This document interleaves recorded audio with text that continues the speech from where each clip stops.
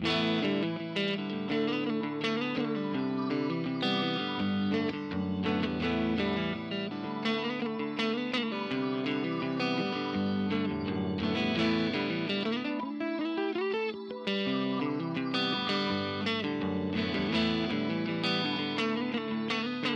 welcome to Cut the Fat Podcast. I'm Dr. Ray Heinisch, and ladies and gentlemen, my hand has been forced.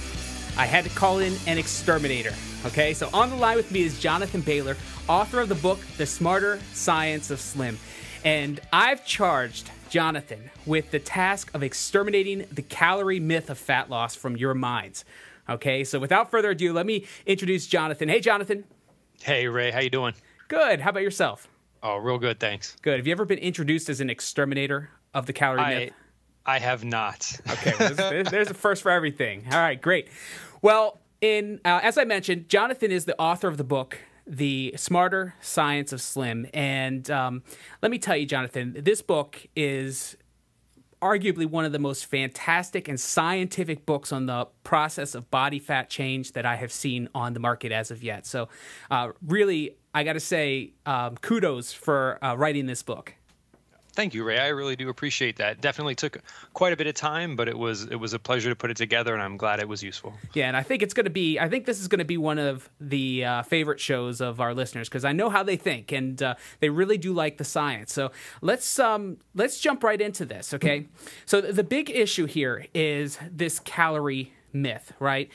Tell us what is the calorie myth?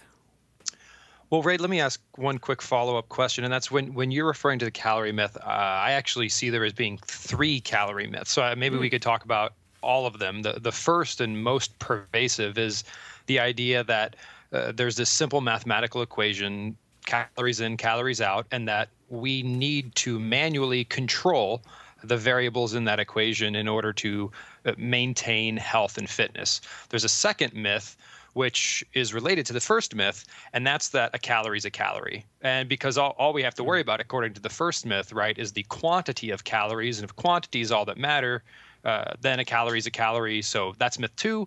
And myth 3 is that calories all up are really all we need to think about. And that is very much a myth. Hormones and other things matter dramatically. So all 3, the first, second, third, what can we do here today? Well, actually, why don't we start this way? I want to throw a curveball your way, okay? Because I think, just like nobody has ever introduced you as an exterminator, I want you to first argue in favor of the calorie myth, okay?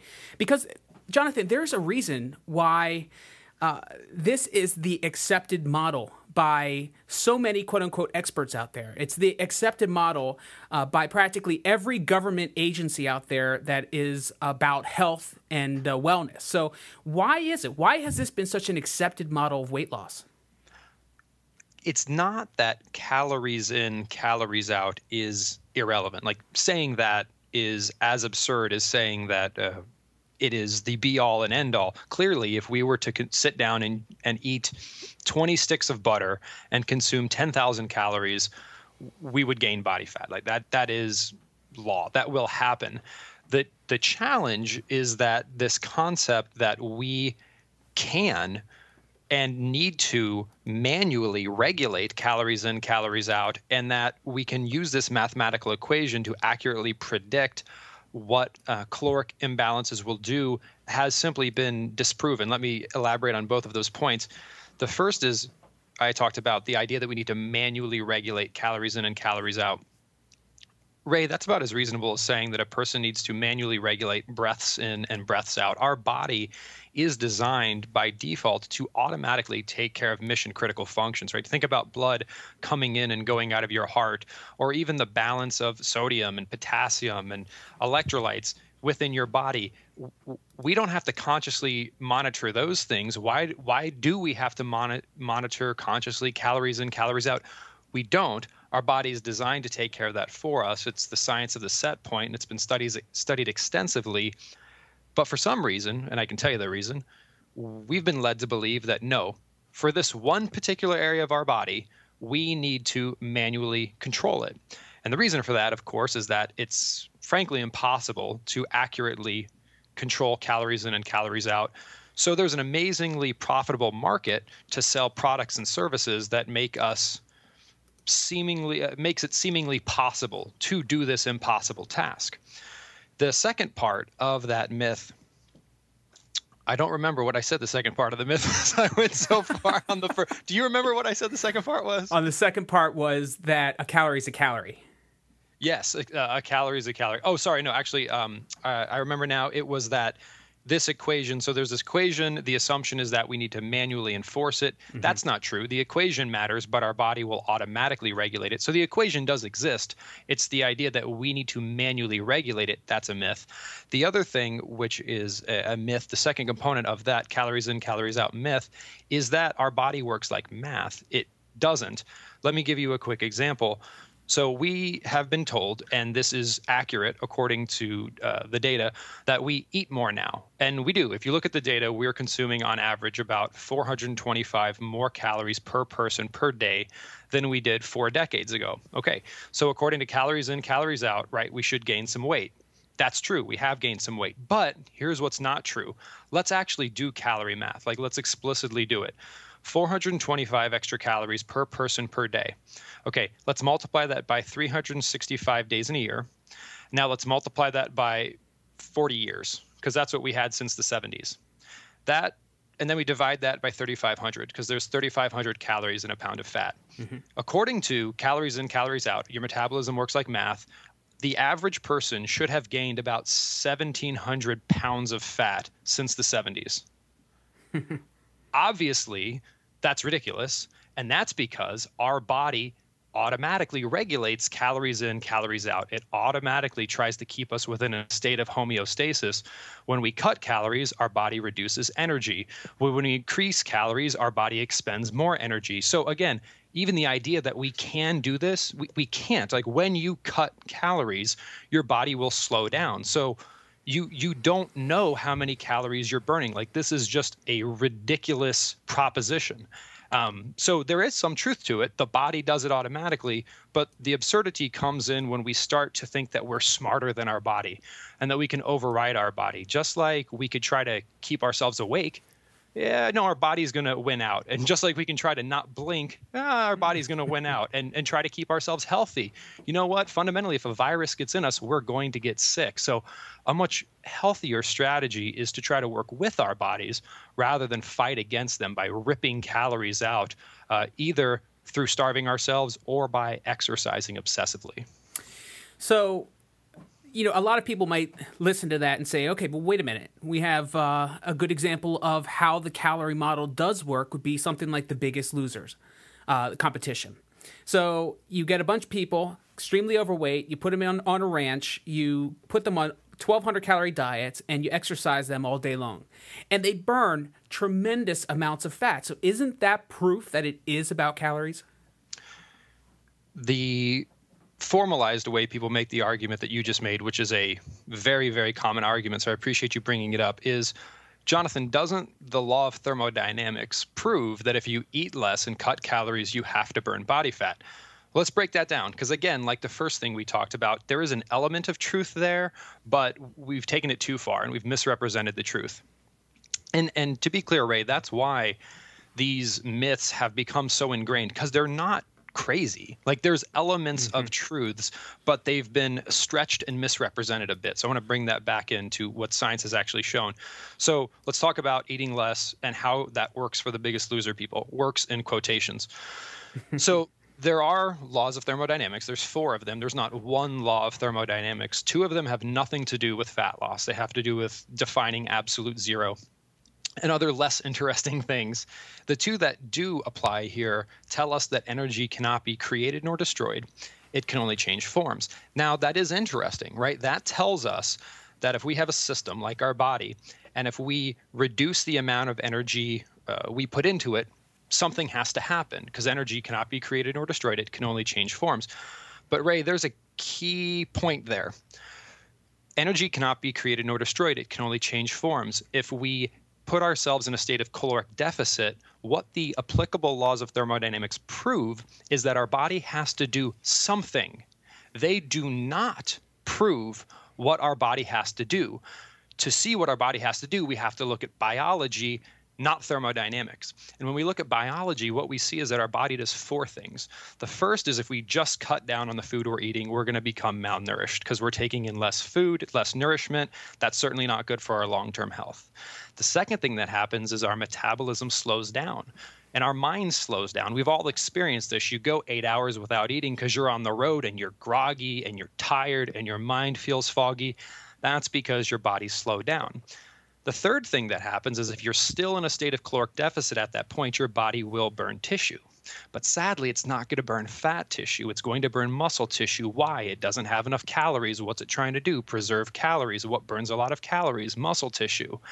Studies actually show that up to 70% of the weight we lose when we eat less is coming from muscle tissue. That's certainly not helpful when it comes to long-term fat loss. Yes, we're losing weight, but is that really what we want? I think what we want is long-term fat loss. Now, at that point, if we're still in a state of caloric deficit, we will burn fat.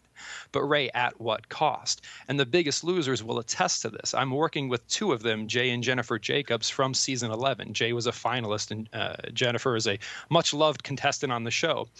And what we're dealing with right now is the consequence of starvation dieting, where they've burnt off a dramatic amount of muscle tissue. They've suppressed their metabolisms horribly, and this has made it nearly impossible for them to keep fat off their body. I believe that our goal is not weight loss short term. I believe our goal is long-term fat loss and health. There is no question. I will shout this from the mountaintops, and science backs it up. If your goal is to lose as much weight as possible, put as little stuff in your body as you can and get as much stuff out of your body as you can. Wrestlers and boxers and any athlete who needs to make weight can tell you how to lose 15 pounds in 2 days. They've been doing it for generations, but it's not healthy and it doesn't help you in the long term. What helps you in the long term is all about healing your metabolism, providing your body with an abundance of nutrition so that it will burn fat, preserve muscle tissue, and preserve your metabolism. So, Ray, I think really therein lies the distinction, is the cut calories model is effective at weight loss, but I would argue that that's not really what we're after. What we're after is fat loss and robust health. And we don't do that by just eating less food. Right. I like to say that there are three things that the perfect fat loss program needs to do. It needs to improve body composition, obviously, because we're on a fat loss program to burn fat and build muscle, to change our shape, basically. Second, it needs to improve health. Obviously, as you mentioned, it is possible to lose weight and be less healthy than when you started, right? And then third, it's got to improve energy levels. If your program doesn't do or achieve all three of those goals, then it is not a successful fat loss program because it's not sustainable. Would you agree with that? I would not only agree with it, but I would take it one step further. And in addition to being sustainable, which is key, what you just said, things like making us feel depressed and reducing energy levels and causing our hair to fall out in certain cases because we're malnourishing ourselves. I mean, certainly that's nothing anyone should tell anyone to do. And this is kind of a morbid example, but when people get really amped up and they say, well, eating less has to work, look at people who, for example, in war-torn countries don't have enough food. They all lose weight. You're right. But I don't think that's what we're after. We don't want to look like starved, food-deprived, war-torn individuals. Yeah, you're going to lose weight, but is that how you want to do it? I mean, that's a bit like saying, I want to get these weeds out of my garden, so I'm just going to pour gasoline all over my garden. Yeah, you're going to kill your weeds, but no flowers are going to grow. I mean, you know what I'm saying? Exactly. Yeah, exactly. I think that's a great way of putting it. You know, it's funny that you said that because today I was kind of surfing around at weight loss blogs and I came across one that I've been following for some time. Not because, I got any real value from the blog itself, but because it just interests me. Okay, there's a blog and the blog's called The Token Fat Girl. Okay, that's the name of the blog. And so it's been a while since I hopped on that blog and looked around. And so I go there today. And today's post is this, okay? The title of the post is Not Goodbye. Okay. And this is how it starts. I'm not going to read the whole thing. It says, this post is a long time coming. I'm taking a break from the token fat girl for a while. I write this on the heels of attending a blog festival, I guess, a Blog Her 12 this weekend. This just feels right now. It's been a struggle for me to keep the blog up this past year, if not longer. To be frank, I'm bored with talking about fat, food, and fitness. I'm tired of reading about it as much as I am about writing about it. I'm not, however, tired of working towards being a healthier person, but blogging about this doesn't feel healthy to me anymore. It feels degrading. I find myself waiting for others to tell me if what I ate looks healthy enough, or if my diet plan is to their standards, if I'm eating few enough calories, if I'm losing weight like they did, moving like they are, doing it their way. Congratulations and encouragement when they approve, silence when they don't. I'm done waiting on approval and acceptance with my weight loss. Now the post goes on. Basically, she's tapping out. She's given up. She's saying, I'm so sick of counting calories. I'm so sick of not seeing results. And, the post directly before this, and a lot of her posts are this way, showing her meals, her diet, And the post directly below this, which was July 25th, is showing her breakfast. And what is it? It's a big breakfast cookie. And so what we have here is a classic example of the person who's counting calories and seeing dismal results. And quite frankly, people feel like failures because of it. So how do we get out of there? How do we get away from this this feeling that we have to that if we fail at losing weight or fail at burning fat, that it's connected somehow to the person that we are? Well, let me pop out one level, Ray, to answer that question and say that blog was so profound because it really captures this idea that we've been sold, and I say sold intentionally, that maintaining health is complicated and hard. Mm-hmm. Think about that for a second. How can that be true? Humans, Homo sapiens, are the most successful, and we've thrived on this planet more than any other species, save maybe cockroaches, because they're pretty successful too at surviving. If maintaining health and fitness was as complicated as we're led to believe, how have we been doing it successfully for tens of thousands of hundreds of thousands of years? Like, the idea of counting calories was ludicrous up to about 50 years ago. If you ask your grandmother if she counted calories, she's like, what? I mean, exercise, aerobics, wasn't even a concept in the mainstream until the 60s. I mean, my mother was told that if she exercised, it would make her infertile. So, I mean, just this whole model in some ways is absurd. We are designed to be healthy when we eat food. Now, a breakfast cookie isn't food. When we accept that we need to eat the food-like products that we've been inundated, then we do need to count calories, because we're basically putting toxins into our body, and we need to minimize the amount of toxic stuff we put into our body. But if we just eat food, and I define food as things you can find directly in nature. So until someone can show me there's a Cheerios tree, I'm going to even lump whole grains into this not natural category. Mm-hmm. When we eat food, we escape this big fat trap and this psychological mess that we've been put in. I mean, Ray, that's all we did up until the 1970s. Folks just ate food, and we were doing better with cardiovascular disease, heart disease, diabetes, obesity, everything. So hold that thought, Jonathan, because we're going to get into, I guess, what you call the 4 calorie quality factors, which kind of come into play and explain this whole process of, you know what? We don't even need to go into that, really. I mean, we will, but we don't need to. I mean, what you're talking about, and you and I were talking about this earlier, is that the best appetite suppressant, when people talk about, well, I'm hungry all the time, well, the best appetite suppressant is real food, right? But before we get into that, you mentioned starvation previously. Okay, it reminds me, my sister had called me in to do a 16-week weight loss program with her, a bunch of her friends and coworkers and so forth. And so I go in, I do this program. We're halfway through the program. We're like on week 8. And the only person in the class who had not lost weight or burned fat was my sister, okay? Everybody else was chugging along, some faster than others, but she was the only one in the group who had not burned fat. And I'm sitting there wondering, why is that? And before the class started on that day, I overheard her giving advice to one of the other participants of the group. And here's what she said. She said, if you're not hungry, you're not losing. Right then and there, I knew why she had not started to burn fat yet.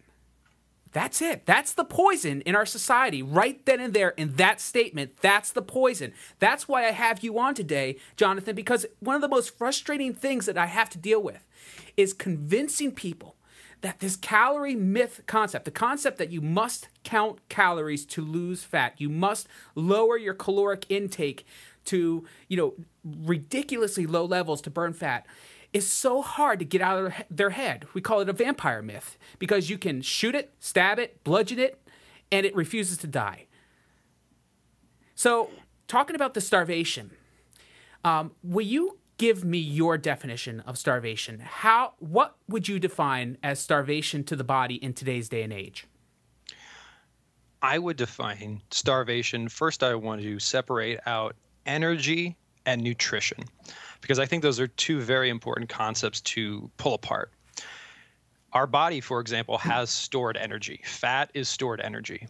But in many cases, our body doesn't have stored nutrition. Like, we need to ingest vitamin C. We need to ingest essential fatty acids, essential amino acids. Our body cannot synthesize these things. So I would define starvation as our body having insufficient nutrition. And that's what I think is the key distinction, because when we just eat less food, we provide our body with less nutrition, when what we're actually trying to do is to make our body become in a state of exogenous or external energy shortage, so that it has to suck energy from its own stores and burn it off. But we conflate those two concepts, Ray. We think that the only way to get our body to burn off stored energy is to reduce nutrition. That's not true. We can eat more food and take in more nutrition and still have our body burn off energy that we have stored. And in fact, the only way I've seen through my research to enable our body to effectively burn off stored energy is to take in more, not less nutrition, because in some ways that gives our body permission to burn off our energy reserves, because it doesn't detect this sort of crisis state.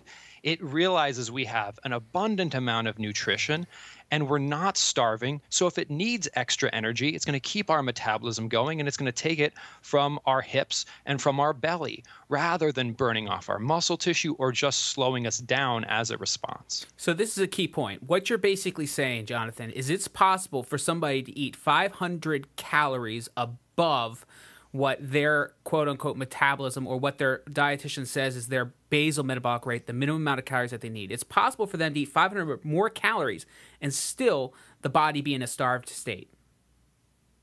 Absolutely. This is, I'm trying to think, the Michael Pollan, who's a very, very famous author, wonderful man, brilliant man, made a statement of saying that we, given the new food type products we're all consuming, have ushered in a new species onto the planet.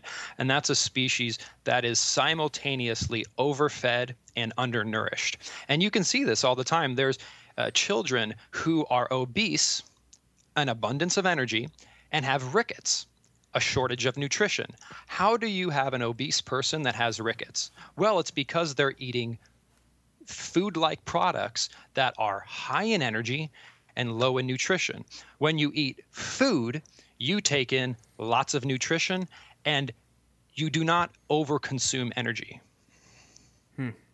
So let me ask you this, okay? So you've defined starvation as any time really when your body is lacking the nutrition that it needs to thrive, basically. Is that kind of in a nutshell what you were saying? Yes. So how does somebody know if their body is in a starvation mode? And I'd like you to speak specifically to fat loss. If we have somebody out there who's listening, who's trying to burn fat, how do they know if their body's in a starved mode? If you feel like crap, you're starving. And if you feel wonderful, you're not. And I say this very intentionally because individuals who eat more but smarter, as I advocate in my work, will burn fat. Their clothes will shrink. I mean, not their clothes, they will shrink. Their clothes will no longer fit. They will shrink. And they will have more energy. They will have more mental acuity. They will feel more satisfied, and they are achieving their physical goals. Whereas traditionally, we think it's just par for the course that, oh, I'm going to diet, and that means I'm going to be crabby and feel like crap until I can't keep that up and go back to eating more food. You don't have, those two things don't have to go together. You can shrink and feel great. And if you don't, you're starving yourself, and that's not sustainable. So, Jonathan, let's go back to the token fat girl. From what I got from her blog post, her quote-unquote final blog post. Well, she's still going to continue to blog. I'll point that out. But this seemed to be like the final blog post. What I got from it is that she feels that she is just genetically fat, just going to be fat forever because she just has the genes for this. And so she's going to focus her attention on living her life rather than just trying to live her life to lose weight. So do you believe that that some people are just genetically going to be fat forever? Or is there chemistry? Yeah, is there something that everybody can do to improve their fat loss? So both are true. There are people who are going to genetically be predisposed to being heavier. I mean, we've all experienced this. We all know, there's two brothers and one of them is heavier and one is lighter. And that just seems to be the way they are. And we all know naturally thin people who eat whatever they want and don't exercise and stay slim. So there is definitely a genetic component, but there's another component. It's the hormonal balance in your body. And these two things add up to make what's called your set point weight. And while we can't change our genetics, science has proven unequivocally that we can change the hormonal balance in our body. In fact, we've all experienced this. If we ate the same way we ate when we were 15, we would gain a lot more weight now than we did when we were 15. Why? The quantity and quality of food we would be consuming in this experiment is the same, but our hormonal balance has changed. Any woman who's gone through menopause will tell you this straight up. She can eat the same thing and she's going to gain more weight. Right. So this woman, my heart goes out to her because she has been taught something by society which is not true. She is not broken. Just like some people may have a tendency to be alcoholics, that doesn't mean they have to be alcoholics. And just like people may have a gene which predisposes them to, let's say, manic depression, doesn't mean they have to fall into states of depression. There's always things we can do to help address our genetic makeup. And the same thing she would do is the same thing that anyone would do. It's just that she might not get as great results as anyone else. And that is simply eat more nutritious foods. And to be clear, let's be very clear here, Ray. I mean, she may have a bit of an uphill battle, especially if she has cut calories chronically in the past, because what that does is essentially destroys your metabolism. I go into this in detail in my book, but the more we yo-yo, the worse off we are long term. This has been shown in study after study after study. Like if we go down, then up, then down, then up. And if we want to go down again, it's going to be harder than the first 3 times because our body is like conditioning itself to not starve. It doesn't want to starve. So when we keep putting it in these states, it will overcompensate and make it harder for us moving forward. So is she stuck? I mean, Tara Parker Pope basically made the same point in the New York Times saying, you know what? I've tried everything and it doesn't work. Well, the one thing Tara hasn't tried is eliminating what I call insane foods, which are starches and sweets, and consuming so many non-starchy vegetables, high quality proteins, and whole food natural fats, that she's too full for starches and sweets. I would posit that this blogger hasn't done that either. Yeah, her name is Lori, by the way, and I do want to point out that I was actually quite moved by Lori's post. Okay, and I think that the place where she's at right now actually places her in a better position to find the solution than she has been when she's been blogging all these years. I pointed out the big breakfast cookie was the post directly beneath this, and then below that was a breakfast of a piece of bread with some egg beaters on top and a big bowl of fruit. And then below that was a pasta salad, and then below that was her meal of a pumpkin chocolate bread, and then below that was a kung pao chicken, which actually was okay, and then below that was, for dessert, another big bowl of fruit with some granola, it looks like, placed on top of it.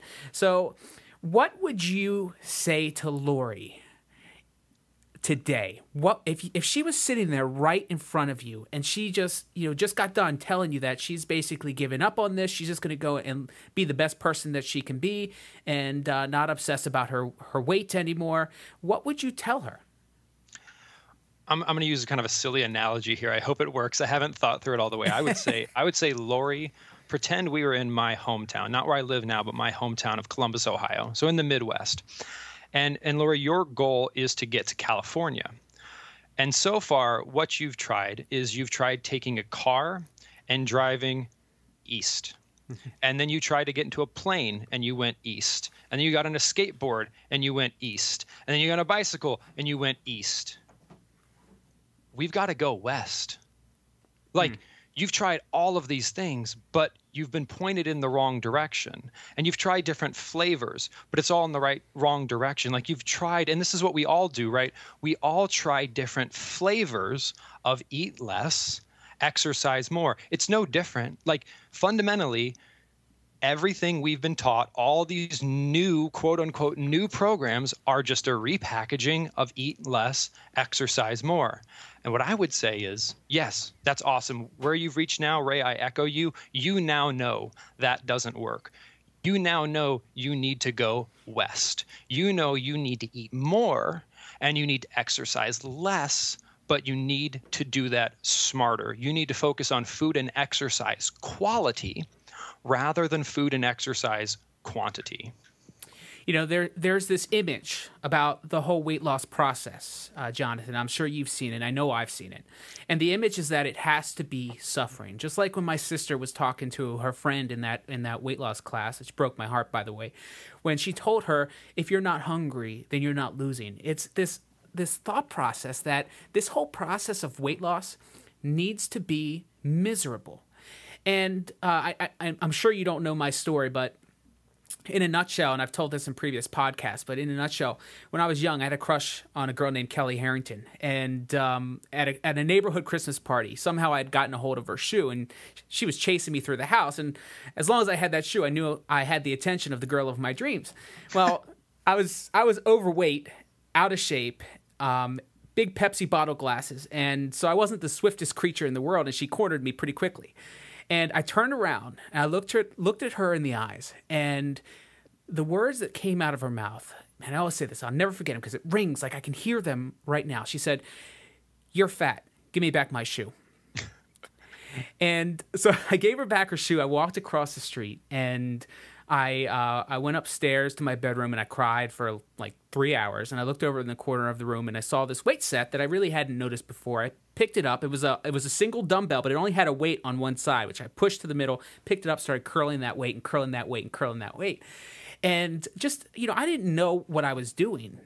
I just did it every night. I got up when my mom put me to bed. I'd get up, I'd pick the weight up, I'd curl that weight until I couldn't curl it anymore. I'd go lay down on the bed and I'd fall asleep. Well, one day I wake up in the morning, and I go into the bathroom. My older brother's brushing his teeth, and I flex my little arm in the mirror, and this bubble popped up, and it was muscle. And so, at that moment, I looked in Lauren's face, who's my brother, and he said, "Where'd that come from?"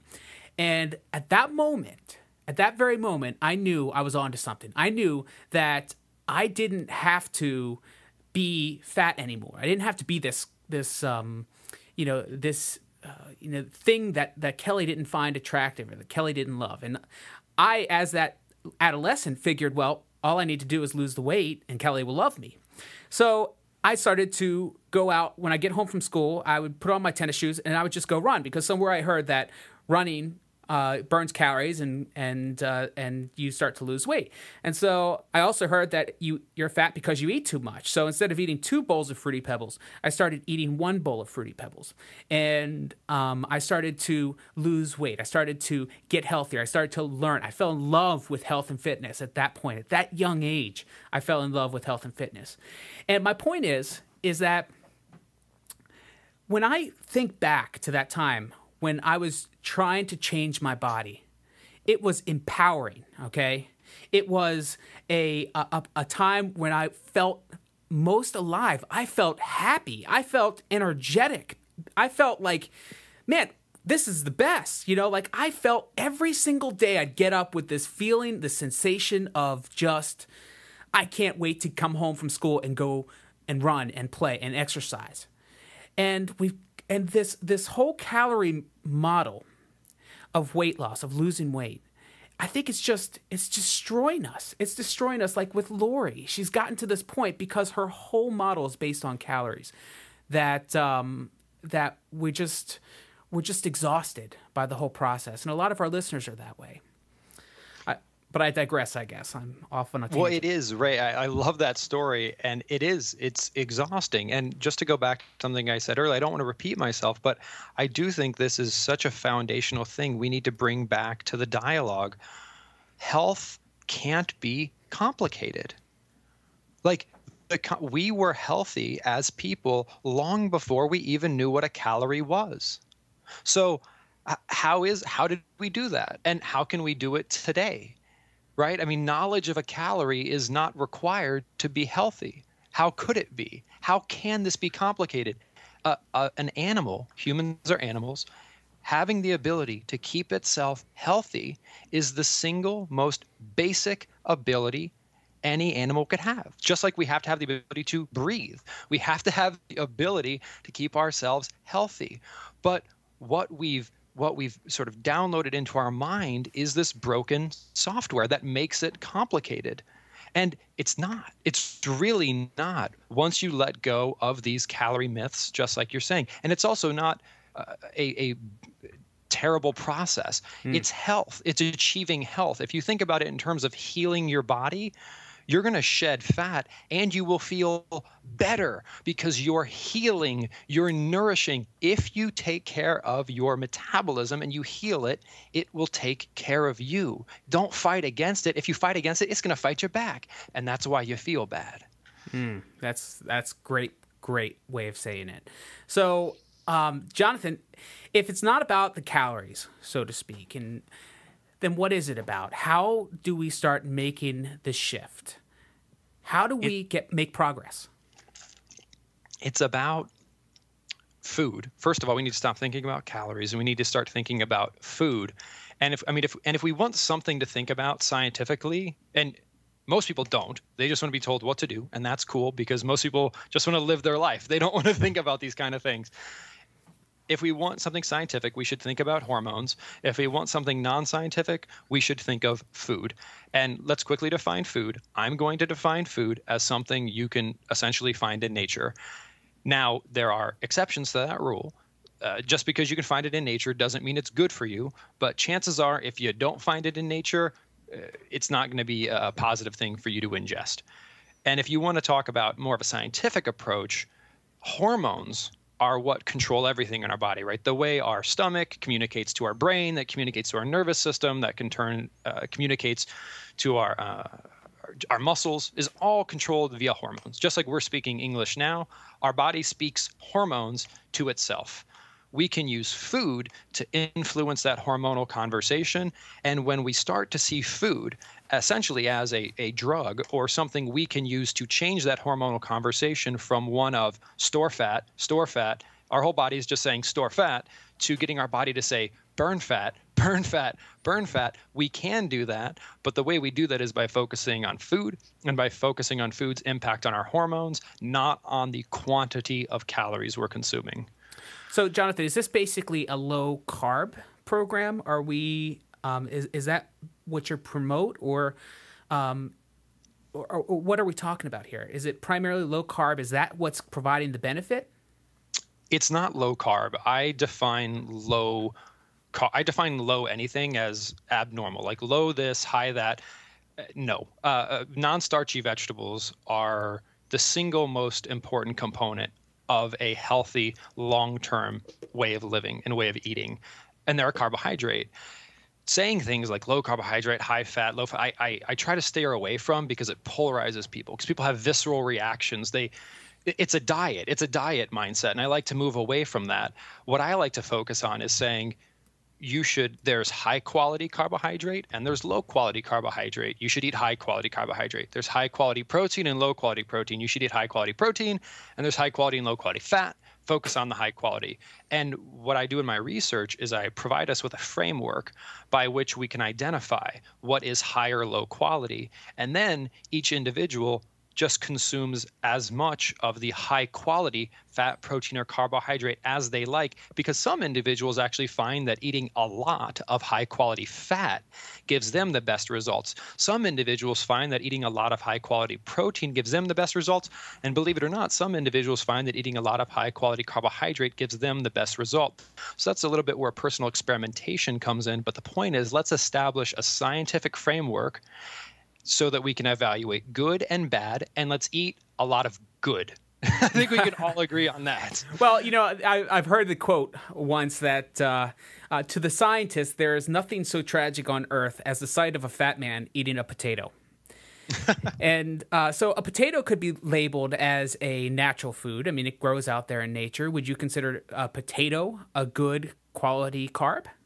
I would not. And this goes back to my earlier statement of just because something's natural doesn't mean it's good. I was listening to a gentleman on another podcast, and he made the funny analogy, snake venom is natural. That doesn't mean we should consume it.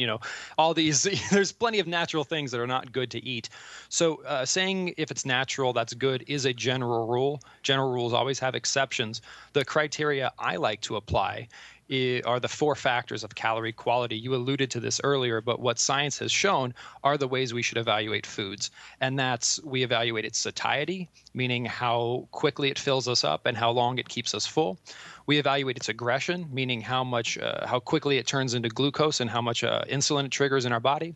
We evaluate the amount of nutrition it provides us, and we evaluate its efficiency, or how readily our body can store it as body fat. I abbreviate those factors using the acronym SANE, where high quality foods are sane, they're satisfying, unaggressive, nutritious, and inefficient, and low quality foods are insane.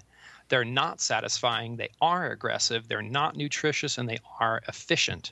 So if we look at potatoes, for example, they have relatively low satiety. We have to eat a lot of calories worth of potatoes to fill us up, and they do not keep us full very long. That can be studied. That's not debatable. You can study it in a lab, and people have. Their aggression is incredibly high. They trigger a massive wave of glucose and insulin in our body. Their nutrition is relatively low when compared to things like non-starchy vegetables and organ meats and seafood. And their efficiency, or how easily our body can convert them chemically into triglyceride, is quite high when compared to, say, a lean protein or a fibrous vegetable. So we can then say, I have nothing against potatoes. I personally have eaten potatoes in the past. I don't eat them anymore. I don't work for the Anti-Potato Council, but according to this scientific criteria, they're low quality. So it's not that carbs are bad. Again, it happens to be the case that most of us get most of our calories from insane low quality carbohydrates such as starches and sweets. But on the other end of the spectrum, non-starchy vegetables are carbohydrates, and they are the most sane foods in the world. So while some people tend to characterize a sane way of eating as low carb, it's actually not fair, because the better way to characterize it is there's a difference between avoiding a excessively high carbohydrate diet and eating a low carbohydrate diet. There's a huge distinction, right? And what I advocate is, first and foremost, the vast majority of the food you put in your body in terms of volume should be non-starchy vegetables. I'm talking what most people think is somewhat of a ridiculous amount of non-starchy vegetables, like 10 plus servings per day. Every meal, every time you eat, you're consuming non-starchy vegetables. So from a caloric perspective, are you getting a lot of calories from carbohydrate? No, not necessarily. But from a amount of food you're eating, the backbone of your diet is technically carbohydrate. So it's a subtle distinction, but it's an important distinction. Somebody might listen to what you're saying and say, well, that sounds a lot like a low glycemic diet. How is this any different than like a low glycemic program? Well, low glycemic programs, for example, pasta is very low glycemic, but it has a high glycemic load, and it is not very satisfying, and it's very aggressive. Glycemic load and glycemic index is really represented, it represents one of the four factors that determine the quality of a calorie. So to be very clear, there are similarities. There's a lot of similarities between a sane lifestyle and a low glycemic lifestyle, or a lifestyle that a diabetic would have to undertake, just like a Paleolithic or hunter-gatherer type diet happens to be low glycemic, or even like a low carbohydrate diet happens to be low glycemic. Or even if you're a fan of T. Colin Campbell and that whole movement, technically that's also low glycemic-ish. Like, they're not saying eat sugar.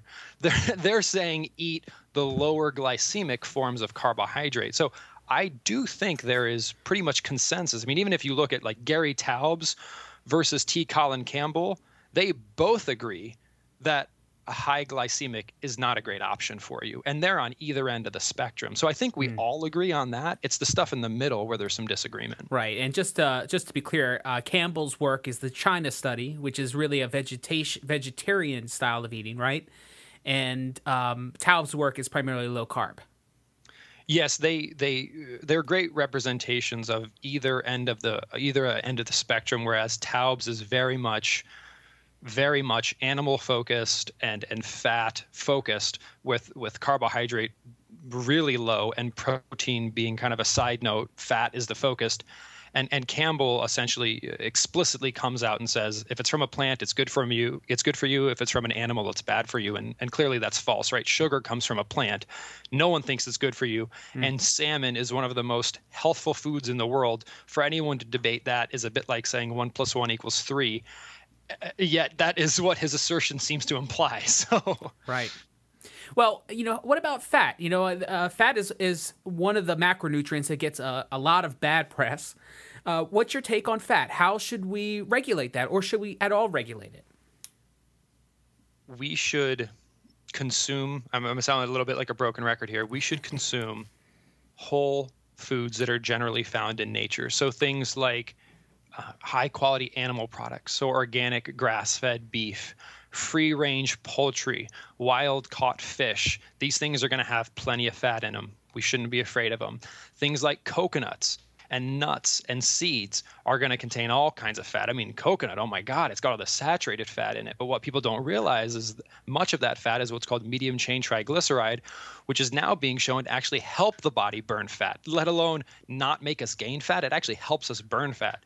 Same thing applies to many polyunsaturated fats, such as the omega-3 fats found in seeds such as chia and flax, as well as seafood. So again, it's not carbs are bad, protein is bad, fat is bad.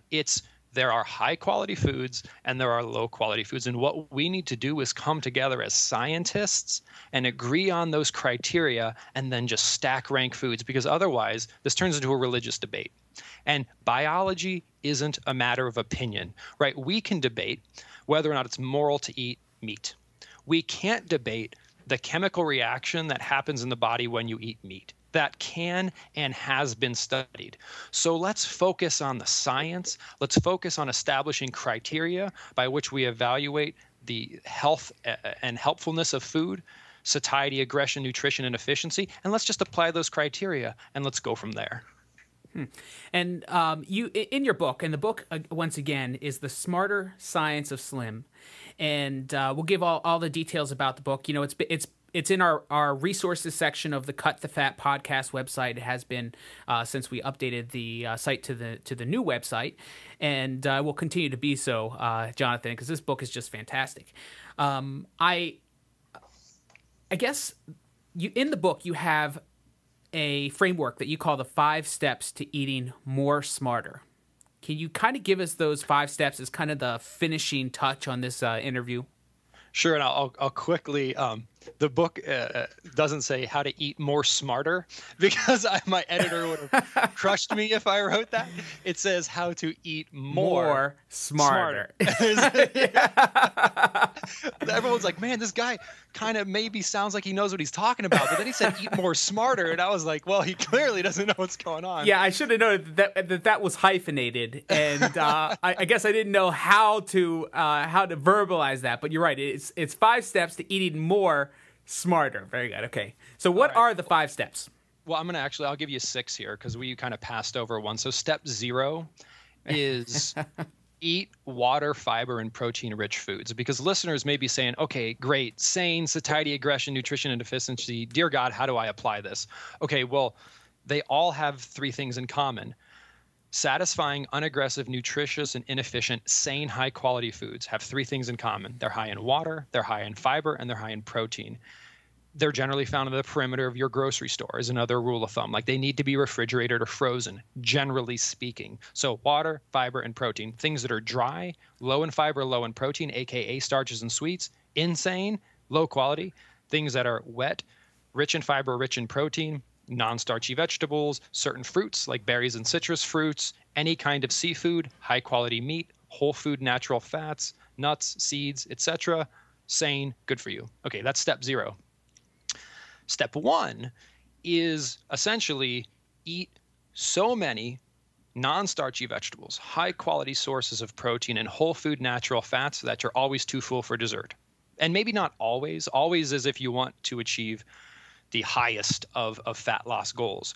But the point is, we've all been too full for dessert before. We all can intuitively grasp the concept of being so full of good food that we kind of lose our appetite for bad food. And what's even better is if you do this for 21 days, your tastes will change and you won't even crave the bad food anymore or the insane food. So do not focus on depriving yourself. Humans do not do well when we're told we can't do things. Focus on taking in so much good, so much sane food that you're too full for insane food. So that's step 0 and 1. Any questions so far, Ray? No, that's fantastic. Continue. Okay. Shall I go on? You shall go on. I shall. So step 2 is remember your ancestors.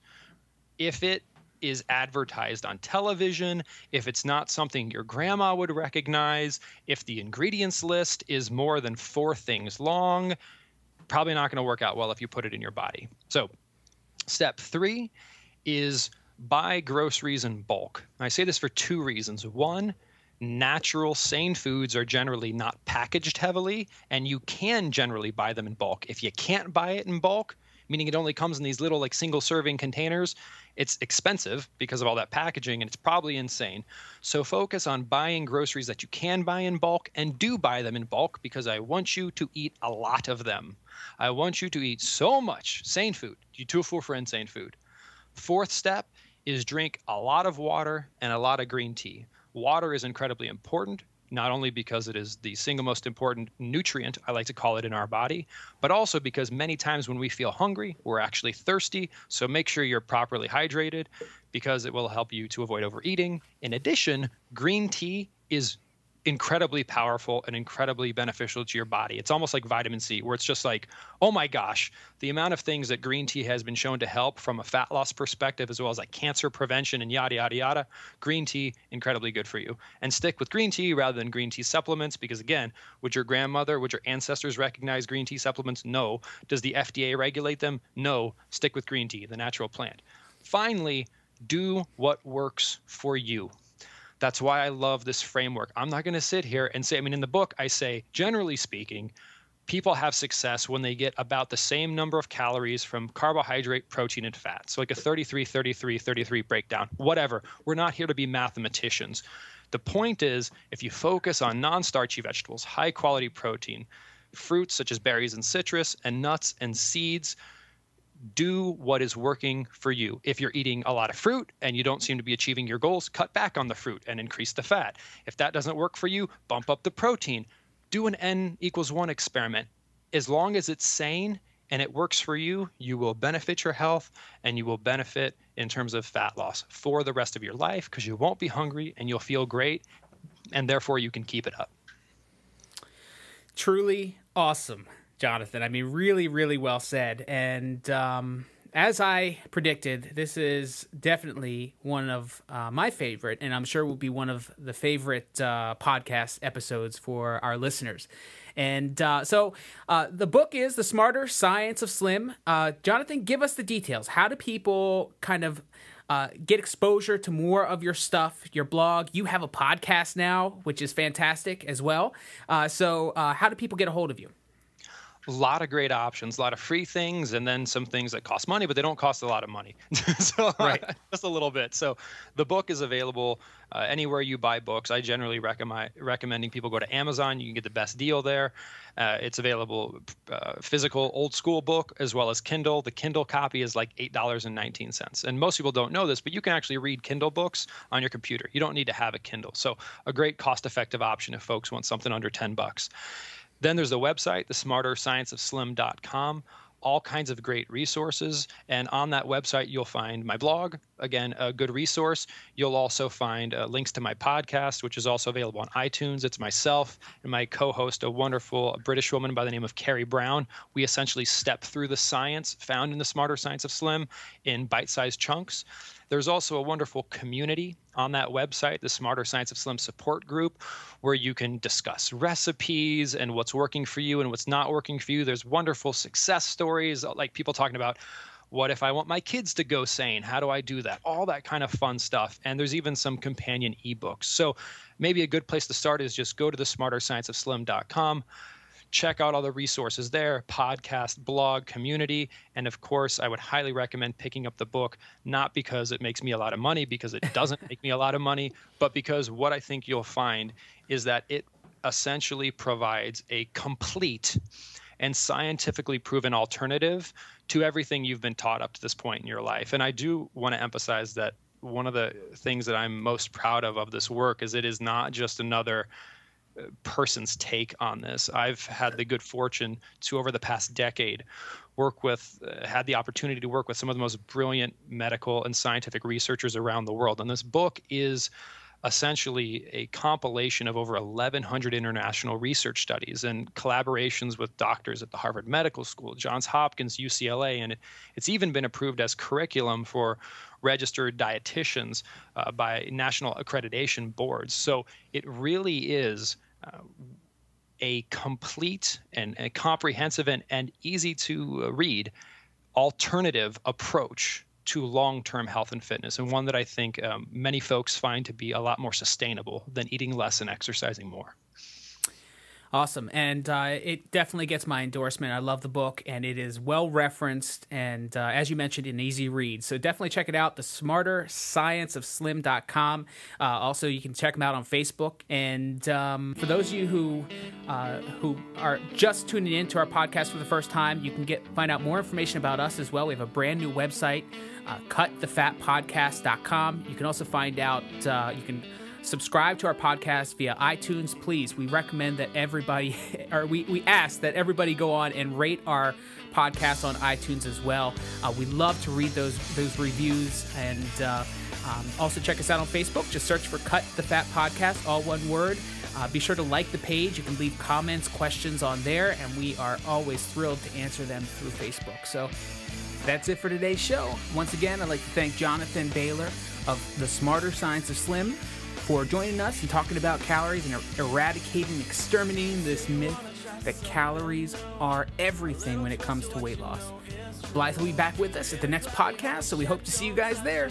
Take care, and thanks once again, Jonathan, for joining us on today's podcast. Thank you, Ray. All right. Are the same things that make your safe world violent.